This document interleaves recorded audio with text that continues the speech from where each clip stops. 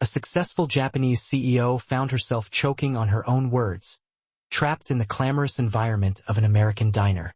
She desperately cried out for help in her native tongue. Her pleas met with nothing but bewildered stares from the surrounding strangers.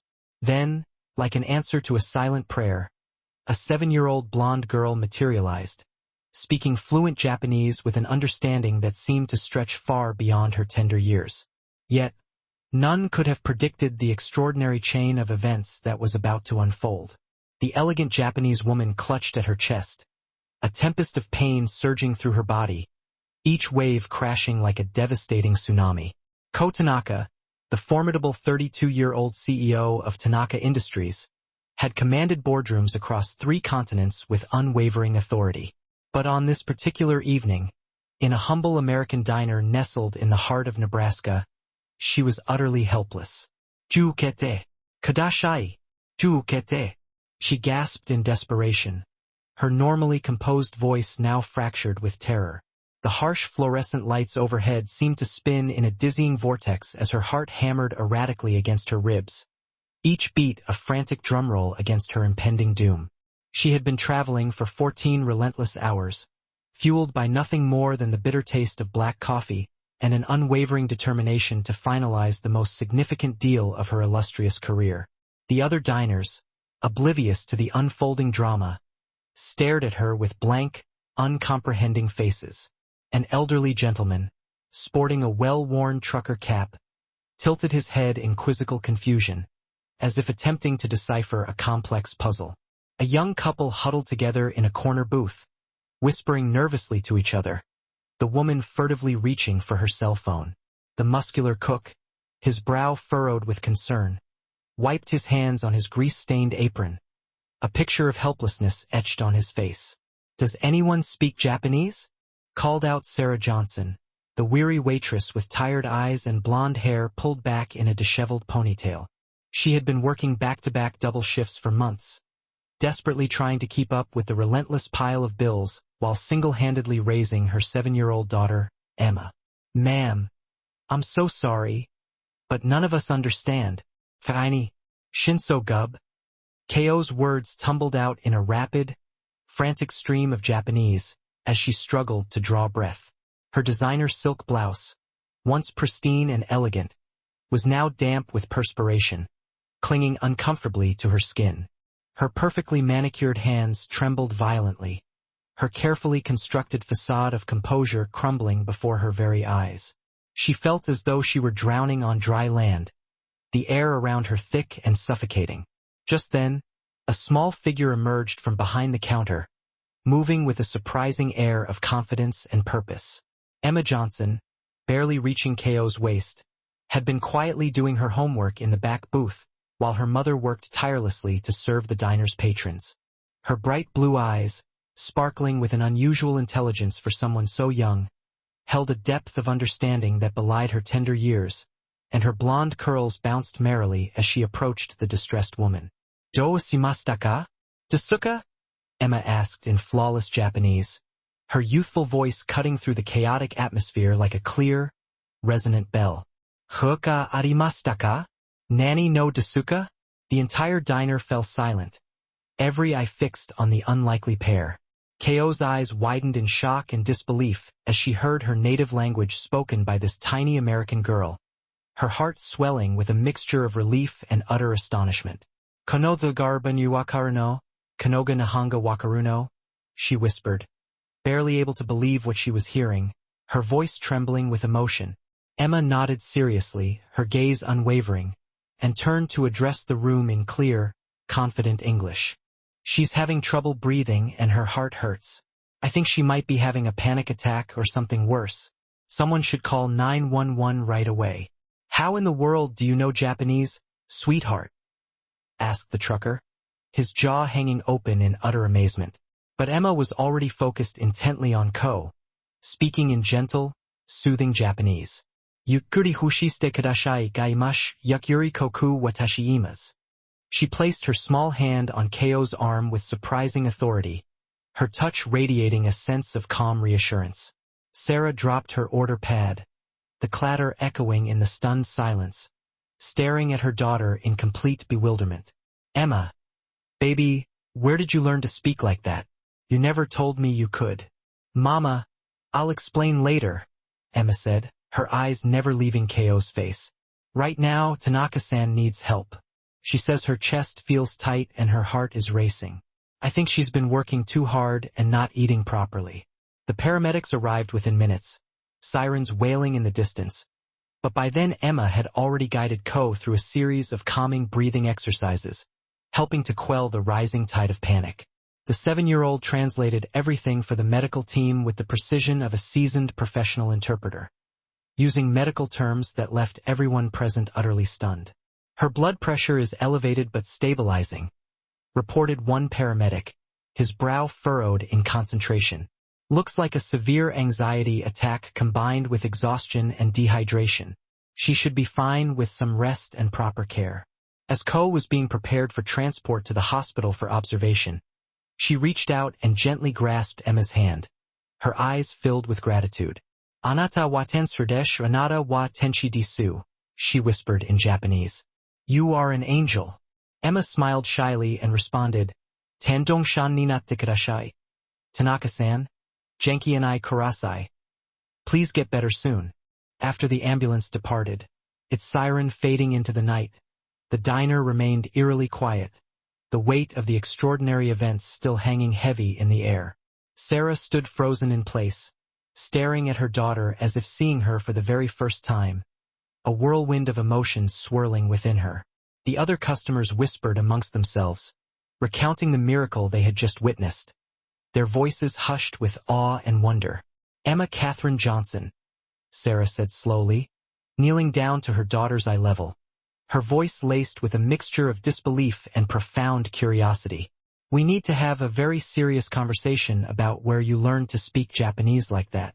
Emma looked up at her mother, her wise blue eyes, which sometimes seemed far too old for her age, filled with a mixture of apprehension and a hint of defiance.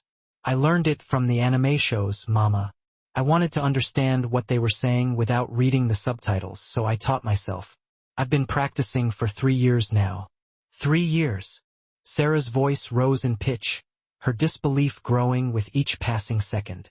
"You've been learning an entire language for 3 years and never told me?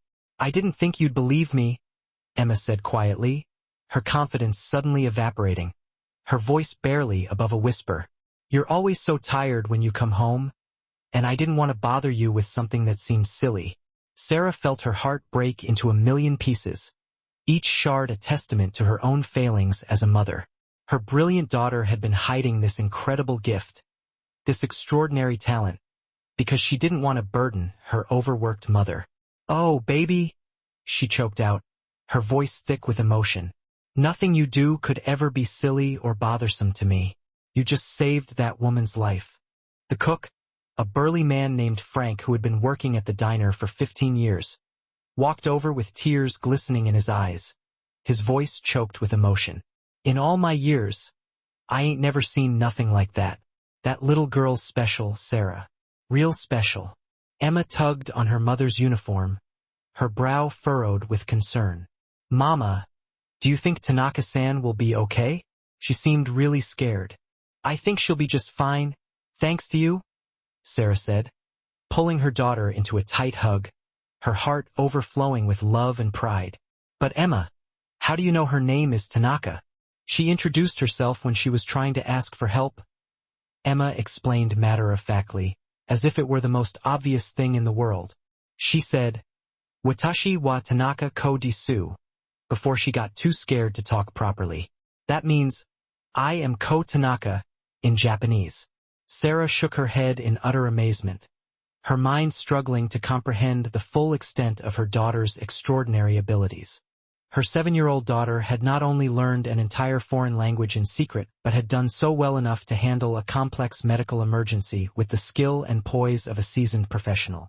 She looked around the diner at the faces still staring at them in wonder and felt a mixture of overwhelming pride and a nagging sense of worry. What other surprises was her extraordinary daughter hiding? 3 days later, Ko Tanaka returned to Murphy's diner, but this time she looked completely different, transformed. Gone was the distressed, vulnerable woman from that terrifying night, replaced by a picture of composed elegance. In her place stood a confident CEO, wearing an impeccably tailored navy business suit that exuded power and sophistication, and carrying a sleek leather briefcase that probably cost more than most people's cars. The lunch rush was in full swing when she entered, and Sarah nearly dropped a plate of steaming meatloaf when she spotted the familiar face, her heart skipping a beat.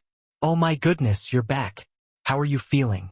"Much better, thanks to your daughter," Ko replied in accented but perfectly understandable English, her voice smooth and confident. Her dark eyes scanned the room until they found Emma sitting in the back booth, diligently working on what appeared to be math homework. "Is that her? The little angel who saved my life?" Sarah nodded, wiping her hands on her apron nervously, feeling a surge of protectiveness towards her daughter. "That's my Emma. She's been asking about you every day, wondering if you were okay." Ko walked over to Emma's booth with the graceful confidence of someone accustomed to commanding attention in boardrooms and commanding respect in the business world. Emma looked up from her worksheet, her face brightening with recognition, a wide smile spreading across her face. "Tan Zhongshan, Tanaka-san?" Emma asked, setting down her pencil, her eyes sparkling with genuine concern. "Did you get better?" "Hi. Okageshamade. Hi, Okaji," Ko replied, sliding into the booth across from Emma, her gaze softening. "Yes, thanks to you. May I sit with you for a moment?" Emma nodded eagerly, her excitement barely contained. "Are you feeling all better now? You were really scared the other night." "I was terrified," Ko admitted, switching back to English so Sarah, who was hovering nearby, could understand. "But you helped me stay calm. Your Japanese is remarkable, Emma. Where did you learn to speak so fluently?" "From anime, mostly," Emma said, blushing slightly, her cheeks flushing with a delicate pink hue. "I started watching shows like My Neighbor Totoro and Spirited Away when I was 4. At first, I just liked the pretty pictures, but then I wanted to know what they were saying without reading the words at the bottom." Ko leaned forward, genuinely intrigued, her eyes sparkling with curiosity. "And you taught yourself? No classes or tutors?" "I used YouTube videos and some apps on Mama's old phone," Emma explained, her voice filled with a quiet pride. "There are lots of teachers online who explain things really well. I made flashcards for the writing symbols too, but those are harder than speaking." "Emma, sweetheart, show her your notebook," Sarah said, her voice brimming with pride, her heart swelling with love for her extraordinary daughter. Despite her exhaustion, she had been thinking about that night constantly, replaying the events in her mind, realizing how little she really knew about her daughter's capabilities. Emma opened her backpack and pulled out a composition notebook filled with neat rows of hiragana, katakana, and kanji characters, each stroke meticulously drawn. The pages were covered with vocabulary lists, grammar notes, and even small drawings to help remember meanings, a testament to her dedication and unwavering commitment to learning. Ko flipped through the pages with increasing amazement, her eyes widening with each new discovery. "This is university-level work, Emma. Most adults struggle to reach this level of proficiency. You've essentially become bilingual on your own." "Really?" Emma's eyes lit up, shining with pride and a hint of disbelief. "I always worry that I'm making mistakes because I don't have anyone to practice with." "Your pronunciation is nearly perfect," Ko assured her, her voice filled with admiration. "You have a natural gift for languages. Have you tried learning any others?" Emma shook her head, her curls bouncing around her face. "Spanish would probably be more useful here, but Japanese is more fun. The culture is really interesting, too. Did you know that in Japan they have special trains that go super fast?" And as Emma chatted excitedly about Japanese culture, her voice filled with passion and enthusiasm, Ko found herself studying the child more closely, her gaze lingering on her face. There was something extraordinary about her beyond the language ability, a spark of brilliance that set her apart. The way she processed information, made connections, and expressed complex thoughts suggested an intelligence far beyond her 7 years. "Emma," Ko interrupted gently, her voice soft and kind. "What grade are you in at school?" "Second grade," Emma replied, her brow furrowing slightly. But it's kind of boring. We're still learning things I already know. Sarah sighed, joining the conversation during a brief lull in customers, her face etched with concern. The school says she's academically advanced, but they don't have programs for that. They just give her extra worksheets to keep her busy. Ko felt a familiar pang in her chest, a wave of empathy washing over her.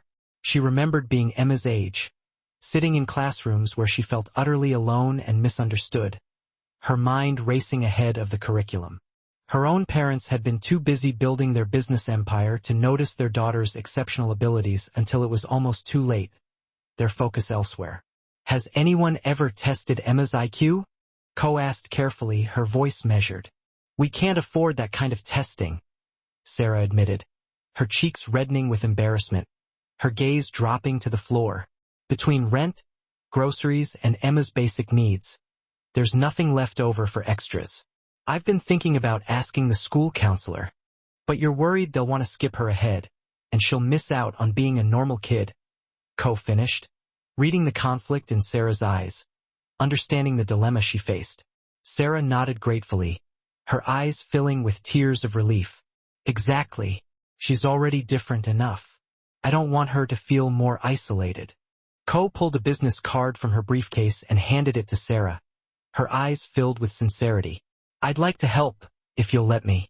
I run a technology company with offices in 12 countries. I also sponsor educational programs for gifted children. Sarah stared at the card, her eyes widening as she read the corporate information, her mind struggling to process the enormity of the situation. You're the CEO of Tanaka Industries, the tech company that makes all those computer chips, among other things. Yes, Ko said modestly, a hint of pride in her voice. Emma saved my life, Sarah. I'd like to return the favor by giving her opportunities to develop her gifts properly. Emma looked between the two adults, sensing the tension in the air, her brow furrowing with concern. Mama, what's wrong? Did I do something bad? No, baby. You did something wonderful, Sarah said, pulling Emma close, her voice filled with emotion. Tanaka-san wants to help you with your learning. Like a real Japanese teacher? Emma asked hopefully, her eyes sparkling with excitement. Even better, Ko smiled, her eyes twinkling with warmth. I have connections with some of the best educational specialists in the country. They could assess Emma's abilities and recommend programs that would challenge her appropriately. Sarah bit her lip, clearly torn, her mind racing through a million different scenarios. That sounds expensive. It would be my gift to Emma, Ko said firmly, her voice leaving no room for argument. She gave me something precious. My life. I'd like to give her something precious in return. Her future. The diner had grown quiet around them, the other customers unconsciously leaning in to listen to the conversation, drawn in by the unfolding drama. Frank the cook had stopped flipping burgers and was watching through the service window, his heart filled with admiration for the little girl who had saved the day. I don't know, Sarah said hesitantly, her voice barely above a whisper. I appreciate the offer. I really do. But I'm not comfortable accepting charity. We get by just fine on our own. Emma looked up at her mother with those wise blue eyes, her gaze unwavering. Mama, it's not charity if I earned it by helping someone, right? That's just people being grateful. Ko felt her heart clench at the child's simple wisdom, her admiration for Emma growing with each passing moment. Emma's absolutely right. In Japan, we believe in the concept of debt and gratitude. When someone does something significant for you, you have an obligation to repay that kindness. Emma saved my life. Allowing me to help her education would actually be helping me fulfill my duty. Sarah looked down at her daughter, seeing the hope and excitement shining in her face, her heart softening. She thought about the endless double shifts, the bills that never seemed to get smaller, and the constant worry that she wasn't giving Emma everything she deserved, the sacrifices she made daily. Can I think about it? Sarah asked finally, her voice filled with a mixture of hope and apprehension. Of course, Ko said, standing gracefully, her movements fluid and elegant. But don't think too long. Gifted children need proper stimulation, or they can lose their enthusiasm for learning. Trust me, I know from experience. As Ko prepared to leave, Emma tugged on her sleeve, her eyes filled with gratitude. Tandong-shan, arigator, Tanaka-san, arigato. Thank you for wanting to help me. Ko knelt down to Emma's level and spoke in Japanese, her voice filled with sincerity. Iie, Emma. Fuga ganshiiste imash ii, Emma. Watashi jie kansha shidimasu. No, Emma. I'm the one who's grateful to you. After Ko left, Sarah stood staring at the business card, her mind racing with possibilities and fears, her heart pounding in her chest. Around her, the diner buzzed with excited whispers about what they'd just witnessed, the air thick with anticipation. Frank appeared at her elbow with a cup of coffee, his face etched with concern.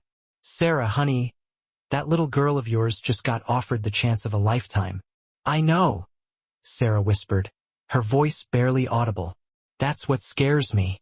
That evening, after the diner closed and the last customer had departed, Sarah sat at her kitchen table staring at Ko's business card, the weight of the decision pressing down on her.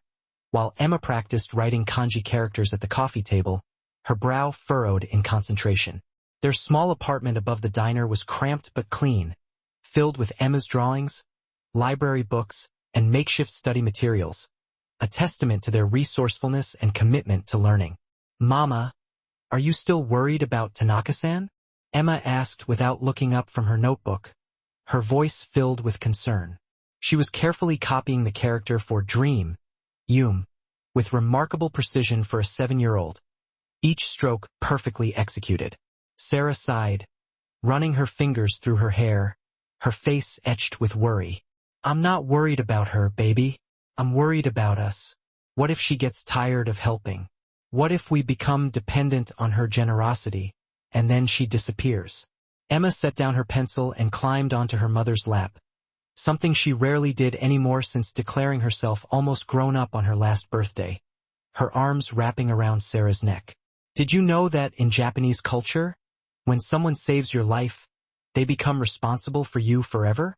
Where did you learn that? Sarah asked, surprised, her eyes widening with disbelief. From this documentary about samurai honor codes, Emma said matter-of-factly, as if it were the most normal thing in the world. It's called Giri, duty and obligation. Tanaka-san isn't just being nice, Mama. She really believes she owes me. Sarah hugged her daughter tighter, marveling once again at the depth of knowledge housed in such a small body, her heart overflowing with love and pride. Sometimes I forget how smart you are. I'm not that smart, Emma protested, her cheeks flushing with a delicate pink hue. I just like to learn things. Remember when I went through my dinosaur phase and memorized all their names? You didn't think I was a genius then? That's because most kids go through a dinosaur phase. Sarah laughed, her voice filled with affection. But most kids don't teach themselves foreign languages or translate medical emergencies. A soft knock at their apartment door interrupted the conversation, breaking the spell. Sarah frowned, her brow furrowed with concern. They rarely had visitors, especially this late at night. She peered through the peephole and gasped, her hand flying to her mouth. It's her. It's Tanaka-san. Emma scrambled off her mother's lap and ran to the window, pulling back the curtains slightly, her eyes widening with excitement. A sleek black car sat parked outside the diner, looking completely out of place in their modest neighborhood, its polished surface gleaming under the streetlights. Sarah opened the door to find Ko holding a large gift basket, overflowing with treats and goodies, and looking slightly uncomfortable, her usual composure slightly shaken. I'm sorry to bother you at home. I realized after I left that I was probably overwhelming you earlier. I wanted to explain myself better. Please come in, Sarah said, stepping aside despite feeling self-conscious about their humble home, her heart pounding in her chest. Can I get you some coffee? Tea. Tea would be lovely. Thank you, Ko said, taking in the apartment with interest rather than judgment, her eyes scanning the room. Her gaze lingered on Emma's study area, noting the careful organization of books, papers, and art supplies, her appreciation evident. Emma, may I see more of your Japanese writing? Ko asked, her voice gentle and encouraging. Emma eagerly brought over several notebooks, chattering about her favorite characters and their meanings, her enthusiasm contagious. Ko settled on the small couch, genuinely engrossed in Emma's explanations, her eyes shining with admiration. Sarah busied herself making tea, listening to her daughter speak with more confidence and enthusiasm than she'd ever heard before, her heart swelling with love. It was like watching Emma come alive in a way she never had at school or even at home, seeing her blossom before her very eyes. "Your stroke order is perfect," Ko told Emma, examining a page of complex kanji, her voice filled with admiration. "Even many native speakers struggle with proper brush technique. Who taught you about the traditional way of writing?" "YouTube," Emma admitted shyly, her cheeks flushing with a delicate pink hue. "There's this old calligraphy master who posts lessons online. He explains the history behind each character and why the strokes go in certain directions." Ko shook her head in amazement, her eyes sparkling with wonder. "Emma, I want to be completely honest with you and your mother about why I'm here. When I was your age, I was a lot like you. Too smart for my classes, curious about everything, learning things on my own because school was boring." Sarah returned with 3 mugs of tea and settled into the armchair across from them, her heart pounding in her chest, bracing herself for what was to come. "What happened? My parents were building their business and didn't notice how isolated I was becoming," Ko continued, her voice softening, a hint of sadness in her eyes. "I grew frustrated, then angry, then eventually I just stopped trying. By the time they realized I needed special educational support, I'd already developed some difficult behaviors." Emma leaned forward intently, her eyes filled with concern. "What kind of behaviors?" "I became arrogant and dismissive of other people. I thought I was smarter than everyone, so I stopped listening to teachers, stopped making friends, stopped caring about anything except proving how superior I was." Ko's voice grew quiet, her eyes filled with regret. "It took years of therapy and a lot of hard work to learn how to connect with people again." Sarah felt a chill run down her spine, her heart pounding in her chest. "Are you saying Emma might?" "I'm saying that gifted children need proper guidance and challenges, or they can become very lost," Ko said gently, her voice filled with compassion. "Emma is different from how I was, though. She's naturally empathetic and kind. She learned Japanese not just for herself, but to help you understand the shows you watch together. She saved my life not for praise, but because someone needed help." Emma looked between the 2 adults, sensing the gravity of the conversation, her brow furrowing with concern. "I don't want to become mean, Mama. I like helping people. And that's exactly why I think you'll thrive with the right support," Ko said, reaching into the gift basket and pulling out a beautifully bound book, its cover adorned with intricate Japanese designs. "I brought something for you, Emma." She pulled out a book of Japanese folktales written entirely in Japanese characters, its pages filled with enchanting stories and vibrant illustrations. Emma's eyes grew wide with delight, her face lighting up with excitement. "For me? Really? Really?" Emma breathed, accepting the book reverently, her fingers tracing the delicate calligraphy on the cover. "But I have a confession. It's also a test," Ko admitted with a smile, her eyes twinkling with warmth. "If you can read and understand those stories, then I'll know for certain that your language abilities are as extraordinary as I suspect." Emma immediately opened to the first page and began reading aloud in Japanese, her pronunciation clear and confident, her voice filled with passion. Both women listened in stunned silence as the 7-year-old effortlessly translated the tale of the bamboo cutter and the moon princess, bringing the ancient story to life with her youthful enthusiasm. "That settles it," Ko said when Emma finished the first story, her voice filled with awe. "Sarah, your daughter isn't just gifted. She's what we call profoundly gifted. Her language acquisition abilities are probably in the top fraction of 1% of the population." Sarah felt tears. She had a growing feeling that this remarkable child would teach her just as much as she taught Emma. A new chapter was about to begin for all of them. 2 weeks later, Emma found herself in the most impressive office she had ever seen, perched 40 stories above the bustling streets of downtown Chicago. "Dr. Margaret Chen?" a nationally renowned expert in the psychology of gifted children, observed Emma from behind a one-way mirror as the 7-year-old tackled a series of assessments more suited for advanced high school students. "This is truly unprecedented, Doctor," Chen murmured to Ko and Sarah, who stood beside her, watching Emma effortlessly solve complex pattern recognition puzzles. "I've been in this field for 25 years, and I've never encountered anything quite like her." Sarah gripped the observation room railing, her knuckles turning white with apprehension. "Is that good or bad?" "It's extraordinary," Dr. Chun replied, making notes on her tablet. "Emma's IQ is measuring somewhere north of 180. To put that in perspective, Einstein's was estimated to be around 160. But even more remarkable than her raw intelligence is her emotional maturity and linguistic processing speed." Inside the testing room, Emma had moved on to a language acquisition simulation.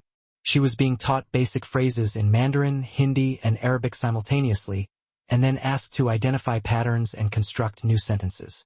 In less than 30 minutes, she was holding simple conversations with native speakers via video chat, her pronunciation remarkably accurate. "How is this even possible?" Sarah asked, feeling a mix of pride and disbelief. Ko watched Emma with a combination of awe and recognition. "Some children are born with brains that are wired differently. Emma's neural pathways for language and pattern recognition are probably structured unlike 99.9% of the population." Dr. Chun nodded in agreement. "What we're seeing here suggests Emma possesses what we call savant-level linguistic abilities, but without the typical social or developmental challenges that usually accompany such gifts. She's essentially a genius with the emotional intelligence of a well-adjusted child." The testing continued for 3 more hours. Emma tackled advanced mathematics, logical reasoning, creative problem-solving, and memory challenges. Throughout it all, she maintained her natural curiosity and infectious enthusiasm, chatting with the testers as if they were old friends. "Mama, this is so much fun," Emma called out during a break, waving to Sarah through the glass. "Dr. Chun taught me how to say hello in 7 different languages." When the assessments finally concluded, Dr. Chun invited all 3 to her private office. Emma immediately gravitated toward a wall of books, running her fingers along the spines and reading titles in multiple languages, her eyes sparkling with delight. "I'll be direct," Dr. Chun began, settling behind her desk. "Emma needs immediate educational intervention. Her current school environment isn't just inadequate. It's potentially harmful to her intellectual development." Sarah felt her stomach clench with anxiety. "What kind of intervention are we talking about?" "Ideally, a completely customized educational program. Traditional schools, even gifted programs, simply won't be sufficient. Emma needs university-level instruction in her areas of strength combined with age-appropriate social activities and emotional support." "University," Sarah repeated weakly, her mind racing.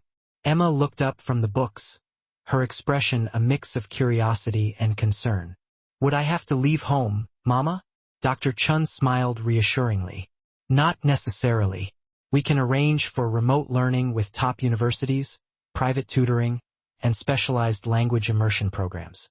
The key is keeping Emma intellectually challenged while maintaining her connection to normal childhood experiences." Ko leaned forward, her brow furrowed. "What would something like that cost, for the level of customization Emma requires?" "Probably around $200,000 annually." The room fell silent. Sarah felt the blood drain from her face. Even with Ko's generous offer, that kind of money was beyond her comprehension, a figure that seemed impossible for a diner waitress to even dream of. "However," Dr. Chun continued, "there are foundations and organizations that sponsor exceptional children. With Emma's test scores, she would qualify for full scholarships to several programs." "What's the catch?" Sarah asked, her maternal instincts kicking into high gear. Dr. Chun exchanged a meaningful look with Ko, a silent understanding passing between them. "The organizations that can afford to sponsor children like Emma usually expect something in return. Research participation, public appearances, academic competitions. Emma would become, in essence, a case study." Emma had been listening intently from her spot by the bookshelf, her sharp mind processing every word. Would I become famous? Possibly, Dr. Chun admitted. Children with your abilities often attract media attention. The question is whether your family is prepared for that level of scrutiny. Sarah stood up abruptly, pacing to the window, her anxiety mounting. The city sprawled below them, vast and intimidating. I need to think about this. This is all happening so fast. Of course, Ko said gently. Take all the time you need, but Sarah, we can't wait too long. Every day Emma spends understimulated is a day of potential lost. That evening, back in their small apartment, Emma worked on her new Japanese storybook, her brow furrowed in concentration, while Sarah stared at Dr. Chen's comprehensive report, the weight of the situation pressing down on her. The technical language was overwhelming, but the conclusions were clear. Emma was operating on a level that defied normal educational approaches. Mama, are you scared? Emma asked without looking up from her reading, her intuitive nature sensing her mother's distress. Sarah sighed, running a hand through her hair. Terrified, baby. What if I make the wrong choice? What if all this attention changes you into someone I don't recognize? Emma set down her book and climbed onto the couch next to her mother, her small hand reaching for Sarah's. Do you remember when I was 5 and wanted to learn how to ride a bike? Of course. You practiced for weeks until you got it perfect. And you were scared I'd fall and get hurt. But you let me try anyway because you knew I needed to learn. Sarah felt tears prick her eyes, touched by her daughter's wisdom. This is a little more complicated than learning to ride a bike, Emma. Is it, though? Emma asked with her characteristic directness. You taught me that when we have gifts, we should use them to help people. Maybe this is how I'm supposed to help people, by showing other kids like me that it's okay to be different. Before Sarah could respond, her phone rang. Ko's name appeared on the screen. I'm sorry to call so late, Ko said. But I've been thinking about Emma's situation all day. I have a proposition that might address your concerns. I'm listening. What if we started small? Instead of diving into a full program immediately, what if I arranged for Emma to spend a few hours each week with private tutors? We could test how she responds to advanced instruction without committing to anything permanent. Sarah felt a flutter of hope, a sense of relief washing over her. That sounds more manageable. And Sarah, I want you to know that my interest in Emma isn't purely altruistic. I've been struggling with some major decisions about my company's future, and watching Emma tackle challenges with such joy and curiosity has reminded me why I fell in love with learning in the first place. After hanging up, Sarah looked at her daughter, who had returned to her Japanese stories, her face illuminated by the soft glow of the lamp. Emma, how do you feel about trying some special classes? Just a few hours a week to start. Emma's face lit up like Christmas morning, her eyes shining with excitement. Really? With real teachers who know about languages and hard math? Really? But if you don't like it, or if it makes you unhappy, we stop immediately. Deal? Deal. Emma launched herself into her mother's arms, her small body filled with energy. Mama, I promise I won't let being smart make me mean or weird. As Sarah tucked Emma into bed that night, her daughter asked one more question, her voice soft and sleepy. Mama, do you think Tanaka-san was lonely when she was little? Like me? Sarah paused, struck by her daughter's insight. Why do you ask? Because she gets this sad look in her eyes sometimes when she talks about being smart as a kid. I think maybe she didn't have anyone who understood her. Sarah kissed Emma's forehead, marveling once again at her daughter's emotional intelligence. You know what? I think you might be right about that. As Emma drifted off to sleep, Sarah sat by her window, looking out at the quiet street below. Tomorrow she would call Ko and take the first step toward a future she couldn't imagine. For the first time since this all began, she felt more excited than afraid, a sense of hope blossoming in her heart. 3 months into Emma's specialized tutoring program, everything seemed to be going perfectly. Emma thrived under the challenge of advanced coursework. Her Japanese had reached near-fluent levels, and she'd begun studying Mandarin and advanced mathematics with obvious delight, her enthusiasm infectious. Sarah watched her daughter bloom with a mix of pride and amazement. But Ko had been acting strangely lately, a subtle shift in her demeanor that Sarah couldn't quite put her finger on. "Tanaka-san seems different," Emma observed one afternoon as they walked home from the community center where her tutoring sessions were held, her brow furrowed with concern. "She's been asking me lots of questions about my family." Sarah frowned, her unease growing. "What kind of questions?" "About my daddy, mostly. Where he is. What he was like, if I remember him." Emma kicked at a pebble on the sidewalk, her small face troubled. "I told her I don't remember much because I was really little when he left. But she keeps asking." A chill ran down Sarah's spine, a sense of foreboding settling over her. "Emma, you don't have to answer personal questions if they make you uncomfortable. Even from Tanaka-san."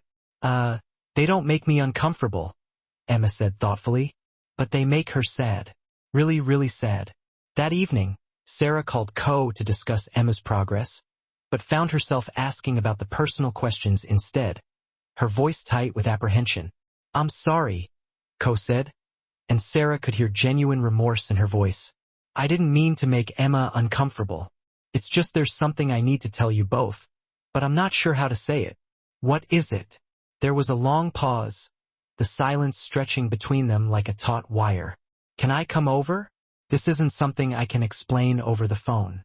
An hour later, Ko sat in their small living room, looking more nervous than Sarah had ever seen her, her usual composure completely gone. Emma curled up in her favorite chair with a book, but Sarah noticed she wasn't turning any pages, her attention fixed on the two women. 7.5 years ago, Ko began slowly, her voice trembling slightly. "I was in Nebraska on business. I had a relationship with someone. It was brief, but it meant more to me than I realized at the time." Sarah felt her heart rate quicken, her anxiety spiraling. "Ko, what are you saying?" "The man's name was David Johnson. He was working construction on a building project my company was funding. He was kind, funny, incredibly intelligent despite having no formal education." Ko's hands trembled slightly, her eyes filled with a mixture of guilt and pain. "We spent 3 weeks together before I had to return to Japan." Suddenly, the book slipped from Emma's hands and hit the floor with a loud thud, the sound echoing in the small room. Both women turned to look at her, but Emma sat frozen, staring at Ko with wide, unblinking eyes, her expression unreadable. "I didn't know he had a daughter," Ko continued, her voice barely above a whisper. "I didn't know about you, Emma. If I had known." Sarah stood up abruptly, her mind reeling, the pieces of a devastating puzzle starting to fall into place. "Are you telling me that you think David Johnson is Emma's father? That you had an affair with my daughter's father?" "Not an affair," Ko said quietly, her voice laced with sorrow. "David told me he wasn't in a relationship. He said he was single, working to support himself while he figured out his next steps in life." "He lied," Sarah said bitterly, her voice shaking with a mixture of anger and betrayal. "He was living with me. We'd been together for 2 years. I was 6 months pregnant with Emma when he disappeared without a word." Emma suddenly spoke up, her voice small and confused, her eyes darting between the two women. "Tanaka-san, did you know my daddy?" Ko turned to face Emma, tears streaming down her face, her heart breaking for the little girl who was now caught in the crossfire of their past. "I think I might have, sweetheart, and I think he might have left because he was confused and scared, not because he didn't love you." "That's not possible," Sarah protested, her voice rising in disbelief, but even as she said it, pieces were clicking together in her mind. David's sudden interest in Asian culture during those last few weeks, his mysterious phone calls, the way he'd seemed distant and conflicted before he vanished, the unexplained absences that she had chalked up to stress and financial worries. Ko reached into her purse and pulled out an old photograph, her hands shaking as she offered it to Sarah. "This is the only picture I have of him." Sarah took the photo with trembling hands and gasped, a wave of shock washing over her. It was definitely David, but younger and happier than she remembered seeing him in those final months. His face free of the worry and strain that had become his constant companion. In the picture, he was laughing at something off camera, his arm around a younger version of Ko, their faces radiant with joy. Emma climbed down from her chair and took the photo from her mother, her small hands carefully cradling the precious image. She studied it intently, tracing David's face with her finger, her expression thoughtful. "He looks happy," she said simply, her voice filled with a quiet understanding that belied her young age. "He was," Co whispered, her voice thick with emotion. "We both were for those 3 weeks. But when my father discovered the relationship, he threatened to disown me if I didn't return to Japan immediately. He said David was beneath our family's social status, that he wasn't good enough for me." Sarah sank back onto the couch, overwhelmed by the weight of the revelation, her mind struggling to process the impossible truth. "So you just left without telling him? Without a word?" "I was 24 and completely dependent on my father's approval. I wrote David a letter explaining everything, but I never sent it. I convinced myself it was better to make a clean break, that it would be less painful for everyone in the long run." Ko's voice broke, her body racked with sobs. "I had no idea he had a pregnant girlfriend. I had no idea I was destroying a family." Emma looked between the two women, her young mind processing the complex implications of their intertwined past. Her eyes filled with a mixture of confusion and compassion. "So when my daddy left us, it wasn't because he didn't want me?" "Oh, Emma," Ko said, dropping to her knees in front of the child, her voice choked with emotion. "I think your father left because he was torn between two worlds and didn't know how to choose. That doesn't make it right, but it might explain why he ran instead of fighting for what mattered." Sarah felt anger and grief warring in her chest, a storm of emotions threatening to overwhelm her. "This is why you've been helping us. Guilt over breaking up my family." "Initially, maybe," Ko admitted, her eyes filled with remorse. "When I realized who Emma was, I felt like I'd been given a chance to fix the damage I'd caused, to somehow make amends for the pain I'd unknowingly inflicted. But Emma is extraordinary in ways that have nothing to do with guilt or obligation. She would be remarkable regardless of who her father is." Emma walked over to her mother and took her hand, her small fingers squeezing Sarah's reassuringly. "Mama, are you angry at Tanaka-san?" Sarah looked down at her daughter, seeing David's eyes staring back at her with that same direct, unflinching gaze, and felt a wave of tenderness wash over her. "I don't know what I am, baby. This is a lot to process. I understand if you want me to leave," Ko said, standing slowly, her shoulders slumped with defeat. "I understand if you don't want my help anymore, but please don't punish Emma for my mistakes. She doesn't deserve any of this." Emma surprised them both by walking over to Ko and hugging her, her small arms wrapping tightly around the older woman. "I'm not mad at you, Tanaka-san. You didn't know about me, and you were scared of disappointing your daddy. Sometimes grown-ups make mistakes when they're scared." Ko broke down completely, holding Emma close while tears poured down her face, her body shaking with sobs. "You are so much better than I deserve, Emma-chan. So much kinder, so much more forgiving." Sarah watched her daughter comfort the woman who had unknowingly destroyed their family 7 years ago, and felt something shift in her heart. Anger was easier than understanding, but Emma was right.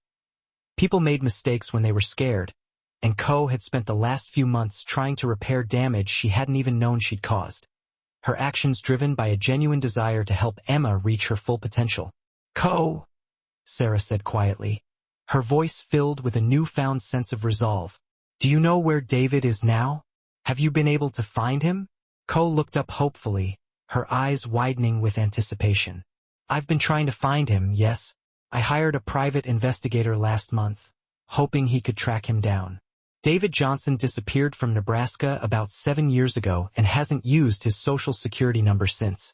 It's like he vanished completely, leaving no trace behind." Emma pulled back from Ko's embrace, her brow furrowed with concern. "Maybe he's scared to come back because he thinks we're mad at him. Maybe he thinks we don't want to see him. Maybe he is—" "Sweetheart," Sarah said softly, her hand reaching out to stroke Emma's hair. "But that's something we'll worry about later. Right now, I need to decide what this means for us going forward. I need to figure out what's best for you." Ko wiped her eyes and straightened her shoulders, her gaze unwavering. "Sarah, I meant what I said. If you want me to walk away, I will. I won't try to force myself into your lives. But I hope you'll let me continue helping Emma. She deserves every opportunity, regardless of what happened between her father and me." Sarah looked at her daughter, who was watching both adults with that wise, patient expression she wore when she was thinking hard about something important, her young mind grappling with the complexities of their situation. "What do you think, Emma? Do you want to keep learning with your special teachers? Do you want Tanaka-san to stay in our lives?" Emma nodded immediately, her eyes shining with enthusiasm. "Yes, but only if you're not sad about it, Mama, and only if Tanaka-san promises to help us find my daddy someday. I want us all to be happy, like in the picture." Ko met Emma's gaze and nodded solemnly, her voice filled with sincerity. "I promise, Emma. If it's humanly possible to find him, I will. I'll do everything in my power to bring him back to you." As the three of them sat in the small apartment, surrounded by the debris of revealed secrets and complicated emotions, Sarah realized their story was far from over. They'd thought they were writing a tale about education and opportunity, about a gifted child reaching her full potential, but they were actually uncovering a mystery that went to the heart of who they all were. A tangled web of love, loss, and forgiveness.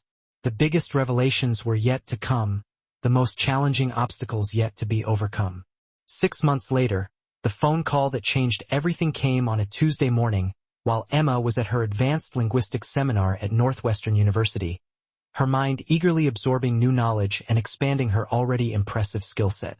Sarah was working her morning shift at the diner, serving coffee and taking orders, when Ko burst through the door, her usually composed demeanor completely shattered, her face pale and drawn with a mixture of shock and disbelief. "I found him," Ko said breathlessly, clutching a manila folder to her chest, her hands trembling with barely contained excitement. "Sarah, I found David." Sarah sat down the coffee pot she was holding, the metal clanging against the counter, her hands suddenly shaking uncontrollably, her heart pounding in her chest. "Where? Is he okay? Tell me everything." "Seattle. He's been there for 6 years, working under the name Michael Davis." Ko paused, seeming to struggle with her words, her eyes filled with a mixture of hope and trepidation. "He's been trying to find you and Emma this entire time. He never gave up."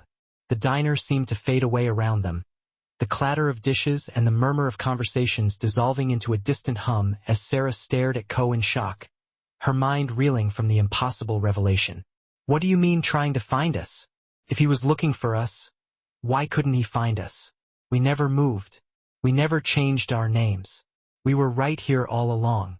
"Because," Ko said gently, sitting across from her, her voice soft with compassion, "he was looking for Sarah Wilson." Sarah's blood ran cold, the realization hitting her like a physical blow, stealing her breath and leaving her speechless. "My maiden name, but I changed it legally when Emma was born. I wanted her to have her father's name, to give her a sense of belonging. Even though he'd left," she stammered, her voice barely above a whisper. "David doesn't know you changed your name. He's been searching for Sarah Wilson and Emma Wilson for 7 years, scouring every record, every database, every possible lead, clinging to the hope that he would find you both." Sarah put her face in her hands, her body shaking with sobs, trying to process the implications of this earth-shattering discovery. "All this time, he's been looking for us, believing that we didn't want to be found, and we were here waiting, longing for him to come back." "There's more," Ko said softly, her hand reaching across the table to cover Sarah's, her touch offering comfort and support. "According to the investigator's report, David left Nebraska because he thought you'd asked him to go. He thought you wanted him out of your lives." Sarah looked up sharply, her brow furrowed with confusion. "That's impossible. I never knew about you until 3 months ago. I would never have asked him to leave, especially not when I was pregnant. Someone is lying. Someone is trying to manipulate us." Ko pulled out a sheet of handwritten notes in David's distinctive handwriting, the familiar scrawl instantly recognizable. "My investigator found these in his apartment. He wrote down what the caller said, word for word. He documented everything, desperate to understand what was happening." Sarah's hands shook as she read David's desperate scribblings, the words blurring through her tears. Sarah knows about your Japanese girlfriend. She's disgusted and wants you gone. She can't believe you betrayed her like this. If you really love her and the baby, you'll leave them alone to build a better life without you. She never wants to see you again. In the margins, he'd written things like, Sarah deserves better. I've ruined everything. Maybe they're right. Maybe I should just disappear. Someone deliberately broke us apart, Sarah whispered, her voice filled with disbelief and anger. But who? Who would do something so cruel and calculating? Who would want to destroy my family? Ko's face darkened, her jaw clenching with suppressed rage. I have a theory, but you're not going to like it. It's going to be difficult to hear. Sarah braced herself, knowing that whatever Ko was about to say would only add another layer of complexity to their already tangled situation. Tell me. I need to know the truth, no matter how painful it may be. My father, Hiroshi Tanaka, was violently opposed to my relationship with David. He saw him as a threat to the family's reputation, a disgrace to our social standing. When I refused to come home immediately, he threatened to do whatever it took to end things, to ensure that I returned to Japan and fulfilled my obligations to the family. Sarah felt a surge of anger rise within her, a burning fury directed at the man who had so callously manipulated their lives from afar. You think your father called David and pretended to be me? You think he deliberately drove him away, knowing that I was pregnant? I think he had someone do it, yes. My father is ruthless when it comes to protecting what he sees as the family's interests. He's willing to do whatever it takes, no matter how unethical or immoral. If he discovered David had a pregnant American girlfriend, he would have seen that as leverage to use against both of you, a way to ensure that I returned to Japan without question. Sarah felt rage building in her chest like a wildfire, threatening to consume her. Your father destroyed my family to protect your reputation, to maintain his control over your life. He sacrificed my happiness, my child's well-being, all for the sake of his own pride and ambition. I think so, Ko said, tears streaming down her face, her voice filled with remorse. And Sarah, there's something else. The reason I came to America, the reason I was in that diner the night Emma saved me, I wasn't just looking for a fresh start. I was running away from an arranged marriage my father had set up, a union designed to further his business interests and solidify the family's power. I'd finally worked up the courage to defy him, to break free from his control, and I ended up in the exact place where I could discover what he'd done all those years ago, the place where I could begin to make amends for the pain he had caused. Sarah stared at Ko, seeing the pieces of an impossible puzzle clicking together, the threads of fate weaving a tapestry of love, loss, and redemption. You think it was fate? You think there was some grand design at play? I think Emma was meant to save me that night, so we could find the truth and fix what was broken, Ko said simply, her eyes filled with a quiet conviction. That little girl has been fixing broken things her whole life. First, by learning Japanese to help you understand the shows you watch together, bridging the cultural gap between you. Then, by saving my life, giving me a second chance to escape my father's control. And now, by bringing all of us together to heal old wounds, to find forgiveness and closure. At that moment, Emma burst through the diner door, her face glowing with excitement from her university seminar, her energy filling the room. Mama, Tanaka-san, you'll never believe what I learned about ancient Chinese poetry today. It's even more complex and beautiful than I imagined. She stopped mid-sentence, seeing the adults' tear-stained faces and the documents spread across the table, her brow furrowing with concern. What's wrong? What happened? Sarah and Ko looked at each other, then at the remarkable child who had orchestrated their reunion without even knowing it, her presence a beacon of hope in the midst of their turmoil. Emma, sweetheart, Sarah said gently, her voice trembling with emotion. We found your daddy. We know where he is. Emma's textbook slipped from her hands, scattering across the diner floor, the sound barely registering in the face of such momentous news. You found him? Is he okay? Where is he? Is he coming back? He's in Seattle and he's okay, Ko said, her voice choked with emotion. But more importantly, Emma. He's been looking for you and your mama this whole time. He never stopped trying to find you. He's been searching for you every single day, longing to be a part of your life." Emma's eyes filled with tears, but she smiled through them, her face radiant with joy. "I knew it. I knew he didn't just stop loving us. I knew he wouldn't forget about me." Sarah pulled her daughter into a fierce hug, her body shaking with sobs of relief and gratitude. "You were right, baby. He never stopped loving us. Someone tricked him into leaving. Someone lied to him and made him think we didn't want him anymore. But he's been searching for us ever since.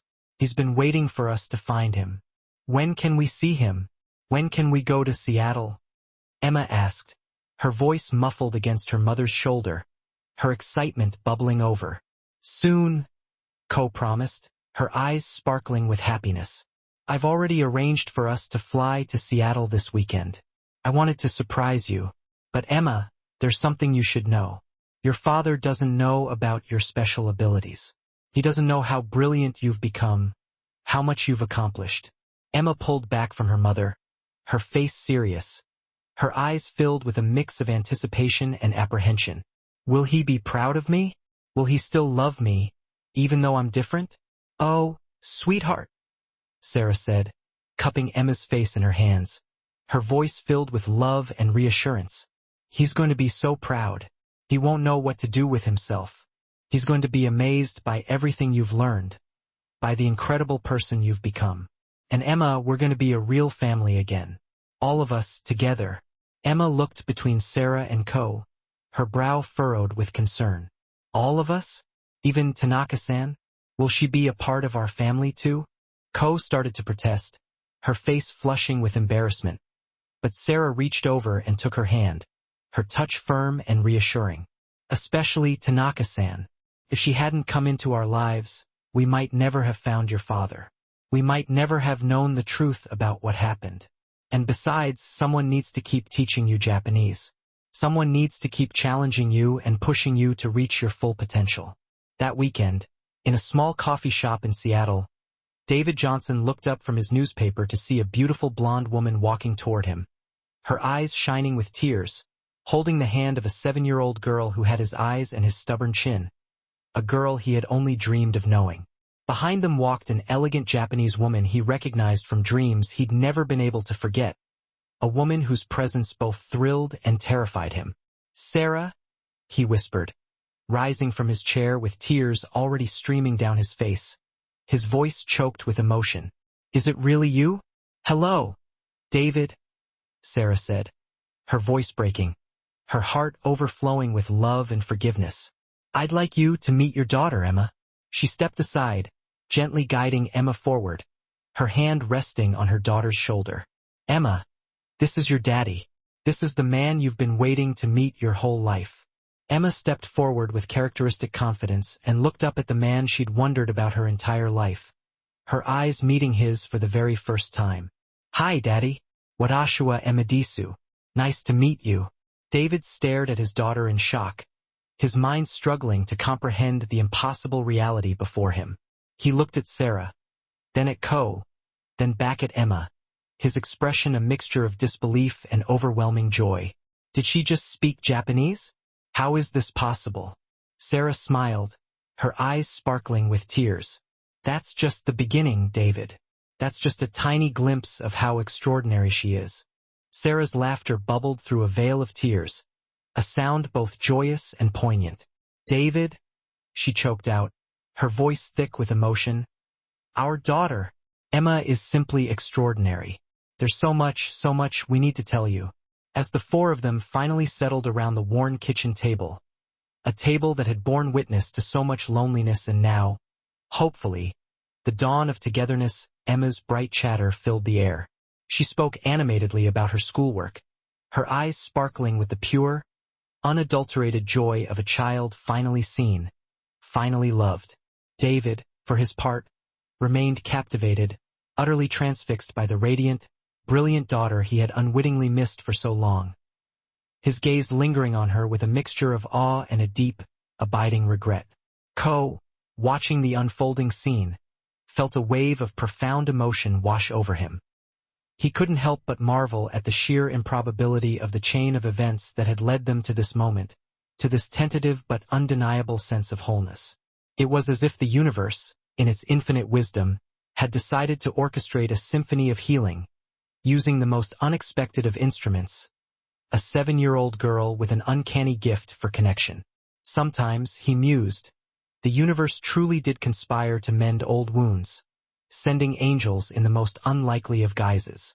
And sometimes, those angels arrived in the form of small, determined girls who not only saved lives with simple acts of kindness, but also possessed a wisdom far exceeding their tender years, a wisdom that could stitch fractured families back together. Emma Johnson, with her unwavering spirit and boundless empathy, had irrevocably altered the trajectory of all their lives. But perhaps the greatest miracle of all was that, in her selfless efforts to heal others, Emma had ultimately discovered the complete, loving family she had always yearned for, the family she so richly deserved. The little girl who had painstakingly taught herself Japanese, fueled by a daughter's unwavering devotion to her mother, had unknowingly imparted a lesson far more profound and enduring to them all. She had shown them that love, forgiveness, and the courage to embrace second chances could triumph over even the most agonizing separations, that even the deepest scars could fade with time and tenderness. Their story, once fragmented and incomplete, was finally, gloriously whole.